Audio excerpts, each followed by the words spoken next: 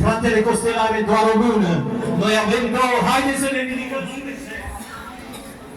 Te laud, Doamne, te preamăresc, îmi ridic mâinile spre cer și te slăvesc.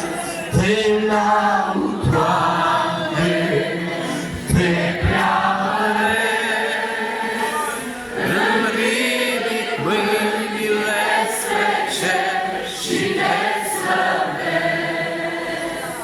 În fața scaunului de domnia lui Dumnezeu erau cei 24 de bătrâni, cele 4 făpturi vii care au ochi pe dinainte și pe dinapoi împrejur, cele 7 duhuri ale lui Dumnezeu și milioane, mii, zeci de mii au căzut cu fața la pământ.